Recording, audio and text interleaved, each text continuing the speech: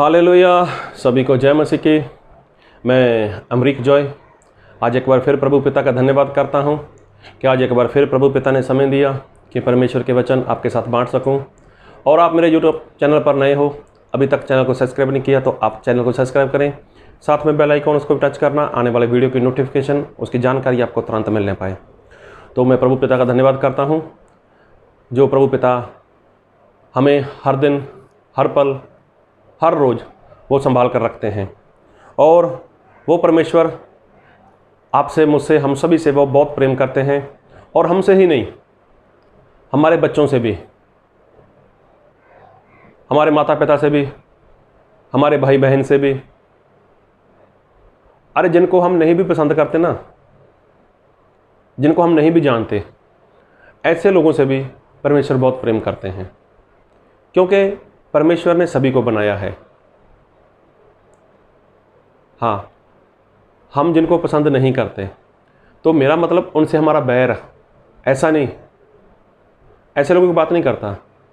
परमेश्वर के लोगों को बैर तो रखना ही नहीं है, लेकिन मैं ऐसा बोल रहा हूँ जिनको हम नहीं जानते, जिनको हम नहीं पसंद करते, जिनको नहीं कभी देखा, नहीं कभी मिले, उनको भी परमेश्वर बहुत ज़्यादा प्यार करते हैं। और परमेश्वर अपने वचन से वो ढेर सारी बातें करते हैं, ढेर सारा परमेश्वर अपना प्यार वो हम पर प्रकट करते हैं। कैसे पता चलता है? जब हम बाइबल सुनते हैं, जब हम बाइबल को पढ़ते हैं। कई बार तो ऐसा लगता है कि जैसे परमेश्वर वो इंसान के आगे रिक्वेस्ट करते हों, अरे इंसान के आगे वो प्रार्थना करते हों, इंसान के आगे वो विनती करते हों, जबकि वो दो जहान के मालिक हैं। उन्होंने स्वर्ग बनाया है, उन्होंने नरक बनाया है। परमेश्वर ऐसे लोगों को जो उसकी आज्ञाकारी करते हैं उनको स्वर्ग लेकर जाएंगे, और ऐसे लोगों को वो नरक में लेकर जाएंगे, नरक में डाल देंगे जो लोग उसकी आज्ञा को नहीं मानते। लेकिन फिर भी परमेश्वर सभी को बचाना चाहते हैं, सभी को बचाना चाहते हैं, सभी से प्रेम करते हैं। और परमेश्वर चाहते हैं कि सभी लोग बचाए जाएं, सभी का उद्धार हो। तो ऐसा लगता है कि परमेश्वर जैसे रिक्वेस्ट करते हैं, प्रार्थना करते हैं, विनती करते हैं कि तुम लोग बच जाओ, तुम लोग बच जाओ। और एक वचन पढ़ूंगा आपके लिए, मैं पढ़ूंगा आपके लिए वचन सपा उपदेशक उसका 12 अध्याय उसका 1 वचन। अपनी जवानी के दिनों में अपने सृजनहार को स्मरण रख, इससे पहले कि विपत्ति के दिन आए और वह वर्ष आए जिनमें तू कहे कि मेरा मन इनमें नहीं लगता। तो देखो, बाइबल में लिखा है, परमेश्वर का दास परमेश्वर के आत्मा से ऐसा लिखता है कि हे जवान, अपनी जवानी में क्या कर, अपने परमेश्वर को याद रख, उसको स्मरण कर, उसको स्मरण कर, क्योंकि अभी वो दिन नहीं आए। तो देखो, यहाँ पर परमेश्वर जैसे रिक्वेस्ट करते हैं, और यहाँ पर परमेश्वर रिक्वेस्ट करने के साथ साथ परमेश्वर उसको बता रहे हैं कि आने वाले दिन, आने वाला जो समय है, आने वाला जो वक्त है, वो कितना भयानक होगा। अगर आप इसको आगे पढ़ो तो आपको पता चल जाएगा कि परमेश्वर ने यहाँ पर क्या कहा। और फिर लिखा है सपोपदेशक उसका 11 अध्याय उसका 9 वचन। हे जवान, अपनी जवानी में आनंद कर और अपनी जवानी के दिनों में मगन रहे, अपनी मनमानी कर और अपनी आँखों की दृष्टि के अनुसार चल, परंतु यह जान रख कि इन सब बातों के विषय परमेश्वर तेरा न्याय करेगा। देखो, यहाँ पर एक चेतावनी है। तो पहले जो बोला है कि अपनी जवानी में अपने सृजनहार को क्या कर, स्मरण रख, उसको याद रख। तो यहाँ पर ऐसा लगता है जैसे परमेश्वर रिक्वेस्ट कर रहे हैं, जैसे परमेश्वर प्रार्थना कर रहे हैं। है तो परमेश्वर की आज्ञा कि ऐसा करो, परमेश्वर की आज्ञा है। और लेकिन जब पढ़ते हैं तो ऐसा लगता है कि जैसे परमेश्वर रिक्वेस्ट कर रहे हैं और जैसे परमेश्वर को हमारी ज़रूरत हो, जबकि किसी भी इंसान की परमेश्वर को ज़रूरत नहीं है। कोई भी इंसान हो, चाहे बूढ़ा है, चाहे नौजवान है, चाहे कोई भी है, किसी भी इंसान की परमेश्वर को ज़रूरत नहीं है। लेकिन परमेश्वर यहाँ पर बोलते हैं कि जवान, तू मौज मस्ती कर, तू खा पी जो तेरे मन में आता है वैसा ही जीवन जी, और जो तेरी दृष्टि में सही है वैसा तू कर। लेकिन एक बात याद रख कि परंतु जय जान रख के इन सब बातों के विषय परमेश्वर तेरा न्याय करेंगे। तो देखो परमेश्वर न्याय करेंगे, किसका करेंगे? अरे बूढ़े का भी करेंगे, जो नौजवान है उसका भी करेंगे, सभी का परमेश्वर न्याय करेंगे। लेकिन जो नौजवान है ना, उसको ऐसा लगता है अरे मेरे अंदर बल है, मेरे अंदर ताकत है, मैं कुछ भी कर सकता हूँ। लेकिन परमेश्वर बोलते हैं ठीक है, तू जो कुछ करना चाहता है कर, आज तेरे अंदर बल है, आज तेरे अंदर सामर्थ्य है, आज तेरे अंदर शक्ति है। लेकिन कब तक? क्या तू कभी बीमार नहीं होगा? क्या कभी तू कमज़ोर नहीं होगा? क्या तेरा शरीर कभी बूढ़ा नहीं होगा? तो कब तक? अरे ये शरीर तो नाश होने वाला है, ये शरीर बूढ़ा होने वाला है, और तो और ये शरीर तेरा साथ छोड़ देगा। देखो परमेश्वर जहाँ पर बोलते हैं जवान अपनी जवानी के दिनों में अपने परमेश्वर को, जिसने तुझे सिरजा है, जिसने तुझे बनाया है, उसको स्मरण रख, उसको याद रख कि वो कैसा है, वो क्या चाहता है और तुझे क्या करना चाहिए। लेकिन कई बार होता है ना, इंसान है जो वो अपनी जवानी के बल में, अपने शरीर के बल में उसको सब कुछ भूल जाता है, भूल जाता है उसको ऐसा लगता है मैं तो अच्छा हूँ, मैं खाता हूँ, पीता हूँ, घूमता हूँ, मेरे में एनर्जी है, मैं कुछ भी कर सकता हूँ। लेकिन कई बार ऐसी बातों के कारण वो इंसान परमेश्वर से दूर हो जाता है, और जो शैतान है वो उसका इस्तेमाल करता है। कैसे? जैसे बाइबल में लिखा है, हम थोड़ा वचन देखेंगे और मैं पढ़ूंगा आपके लिए। पहला शमूएल उसका 2 अध्याय और उसका 22 वचन। एली तो अति बूढ़ा हो गया था और उसने सुना कि उसके पुत्र सारे इज़राइल में कैसा कैसा व्यवहार करते हैं, वरन मिलाप वाले तंबू के द्वार पर सेवा करने वाली स्त्रियों के संग कुकर्म भी करते हैं। तब उसने उनसे कहा, तुम ऐसे ऐसे काम क्यों करते हो? मैं इन सब लोगों से तुम्हारे कुकर्मों की चर्चा सुना करता हूँ। तो देखो यहाँ पर जो एली था, परमेश्वर का दास, अभी वो बहुत बूढ़ा हो चुका है। अभी उसके बच्चे वो तो बहुत जवान है, उसके अंदर पूरा जोश है, पूरे ताकतवर है, पूरा बल है उनके अंदर। लेकिन जिस तरह से उनका बाप परमेश्वर की सेवा करता था, जैसे परमेश्वर ने उसको पसंद किया था और वो परमेश्वर का याजक था, इस रीति पर, इस रास्ते के ऊपर ये लोग नहीं चले। ये लोग तो कुछ गलत कर रहे थे। तो जब परमेश्वर के दास को पता चला तो उसने उनको बोला कि ऐसा मत करो, लेकिन नहीं माने। क्यों? जोश था।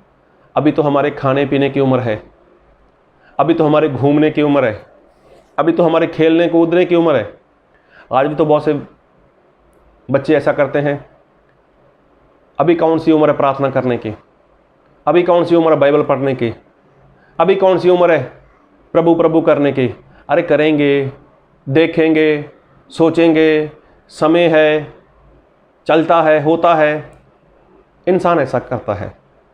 क्यों? अभी नया नया बल, नई नई जवानी, नया नया खून, जोशीले, सब कुछ है। तो देखो ये लोग जवान थे, और आगे जाकर पढ़कर देखना, जब इन्होंने अपने बाप की बात को नहीं माना, इनके अंदर परमेश्वर का डर नहीं था, और परमेश्वर के जो लोग थे उनके साथ ये गलत कर रहे थे, तब परमेश्वर का क्रोध इनके ऊपर भड़क उठा और मर गए ये लोग। तो कहाँ गई जवानी इनकी? कहाँ गया बल इनका? कहाँ गई सामर्थ्य इनकी? मर गई। तो मरने के बाद कहाँ जाएंगे? परमेश्वर के न्याय सिंहासन के सामने। तो वहाँ पर इनकी आंखें खुल गईं, अरे हम तो ऐसे ही गलत कर गए, शैतान के बहकावे में आ गए और सच्चे परमेश्वर से दूर हो गए। तो देखो परमेश्वर बोलते हैं, हे जवान, अपनी जवानी में अपने परमेश्वर को स्मरण रख, उसे याद रख,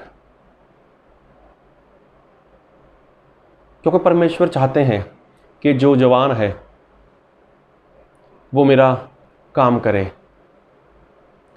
परमेश्वर चाहते हैं कि जो जवान है उसका परमेश्वर इस्तेमाल करें। अभी जो जवान है वो परमेश्वर के लिए दौड़ेगा, वो भागेगा, परमेश्वर का काम करेगा, कहीं पर भी जाएगा। बल देने वाला तो परमेश्वर है। परमेश्वर ने तो मूसा को भी बल दिया था, वो 80 साल के हो चुके थे बूढ़े। लेकिन परमेश्वर को जो जवान के जीवन से आनंद मिलता है ना, तो वो परमेश्वर को जो आनंद आता है, तो इसलिए परमेश्वर ऐसा बोलते हैं कि जवान मेरा समर्पण कर, मुझे याद रख, क्योंकि मैं तेरा न्याय करूँगा। अपनी जवानी के ऊपर, अपने बल के ऊपर, अपने जोर के ऊपर घमंड मत कर। और एक वचन पढ़ूंगा आपके लिए, और मैं पढ़ूंगा लेवी व्यवस्था उसका 10 अध्याय, उसका 1 और 2 वचन। तब नदाब और अबीहू नामक हारून के 2 पुत्रों ने अपना अपना धूप दान लिया और उनमें आग भरी और उसमें धूप डालकर उस ऊपरी आग को, जिसकी आज्ञा यहोवा ने नहीं दी थी, यहोवा के सन्मुख अर्पित किया। तब यहोवा के सन्मुख से आग निकली और उन दोनों को भस्म कर दिया और वह यहोवा के सामने मर गए। तो यहाँ तो देखो, हारून जो मूसा का भाई, जो याजक है, तो इसके 2 बेटे थे, नदाब और अबीहू। तो ये भी जवान थे। तो क्या इनको मालूम नहीं था कि हमारे पिता वो किस परमेश्वर को मानते हैं और कैसी वो धूप लेकर जाते हैं, कैसी आग के ऊपर वो धूप डालकर वो परमेश्वर के सामने जाते हैं। लेकिन इन लोगों ने लापरवाही की। होता है, चलता है, कर लेंगे वैसा, जो भी, इन लोगों ने गलती की। किसमें? जवानी के दोनों में। अच्छे से परमेश्वर को सुनना ही नहीं, अच्छे से परमेश्वर को जाना ही नहीं, अच्छे से परमेश्वर को माना ही नहीं। और इनके पापा जो हारून याजक थे, जो मूसा के भाई थे, तो उनको तो बहुत बार देखा होगा इन लोगों ने, अपने बचपन से देखा होगा। जब इनका पापा परमेश्वर की हजूरी में जाता था, तब वो कैसे जाते थे, किस तरह से जाते थे, तो ये सारी बातें जानते थे। और तो और ये लोग पराई आग लेकर गए। लिखा है, एक बार फिर पढ़ूंगा, 10 का 2 लेवी व्यवस्था। तब यहोवा के सन्मुख से आग निकली और उन दोनों को भस्म कर दिया और वह यहोवा के सामने मर गए। मतलब ये लोग मर गए। और पढ़ूंगा 1 वचन।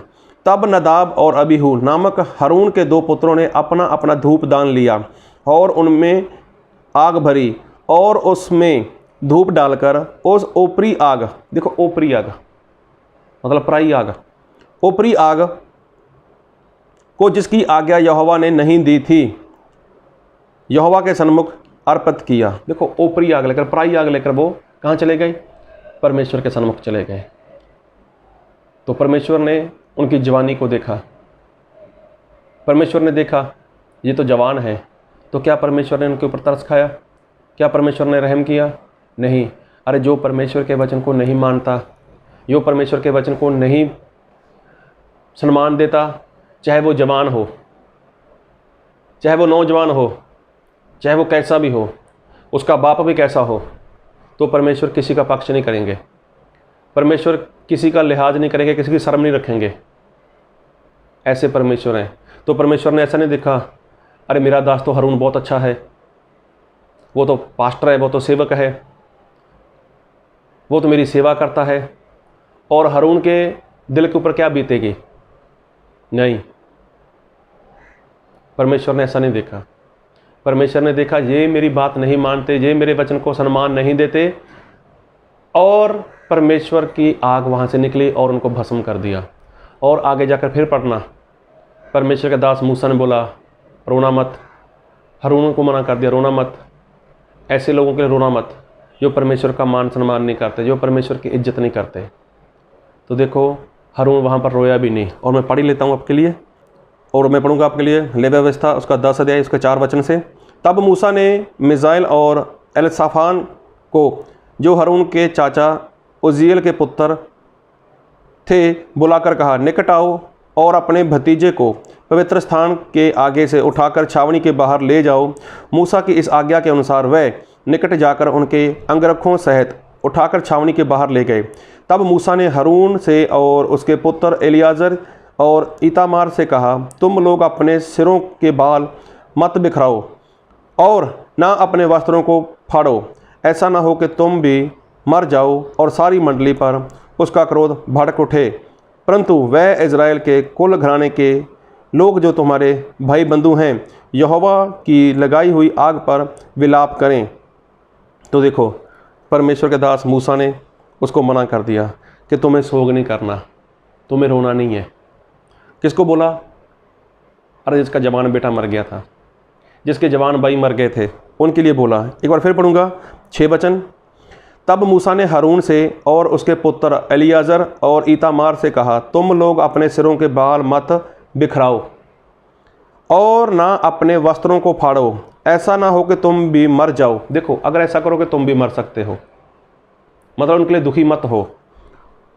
और सारी मंडली पर उसका क्रोध भड़क उठे। परंतु वह इस्राएल के कुल घराने के लोग जो तुम्हारे भाई बंधु हैं यहोवा की लगाई हुई आग पर विलाप करें। तो देखो क्या बोला कि तुम लोग उसके लिए सोग मत करना, तुम लोग उनके लिए विलाप मत करना। अभी जिसके जवान बेटे मर गए हों, अरे जिसके जवान भाई मर गए हों, उनके लिए परमेश्वर बोलते हैं सोग मत करो। तो देखो, परमेश्वर यही चाहते हैं कि जो मेरे वचन का मान सम्मान नहीं करता, जो मेरे वचन को मान नहीं देता, चाहे वो जवान है, चाहे उसका बाप पास्टर भी हो, चाहे कोई भी हो, तो परमेश्वर बोलते हैं मैं उसका शर्म नहीं रखने वाला, मैं उसको छोड़ने वाला नहीं हूँ। तो क्या कोई परमेश्वर का कुछ बिगाड़ सकता है? तो इसलिए परमेश्वर ऐसा बोलते हैं, हे जवान, अपनी जवानी में अपने सृजनहार को, जिसने तुझे पैदा किया है, जिसने तुझे बनाया है, उसको स्मरण रख, उसको याद रख। फिर बोलते हैं तू जो कुछ करना चाहता है, जैसा करना चाहता है कर, कोई बात नहीं। ये दोनों बातें लिखी हुई हैं, लेकिन परमेश्वर यही कहते हैं याद रख मुझे, मैं क्या कर सकता हूँ। अपनी जवानी के बल में आकर, जोर में आकर वैसा कुछ गलत स्टेप मत उठा लेना कि जिसके कारण तुझे भुगतना पड़े। आप जवान हो, आप कैसा जीवन जी रहे हो? आप कैसा जीवन जी रहे हो? एली याजक का जो पास्टर था, उसके बच्चे नहीं माने, जवान थे, बूढ़ा हो गया था वो, तो सिखाया क्या उसने नहीं था? उसने भी सिखाया था क्या? जो हारून याजक है, उसने अपने बच्चों को नहीं सिखाया था? उसने भी सिखाया था, लेकिन जवानी में आकर उन लोगों ने गलत स्टेप उठा लिया। तो ऐसा किसी के साथ ना हो। अपने परिवार के लिए, बच्चों के लिए और जवान लोगों के लिए, चर्च के लोगों के लिए, जो जवान बच्चे हैं, सभी के लिए प्रार्थना करो। प्रभु आप सभी को बहुत आयत की आशीष दे। आमीन।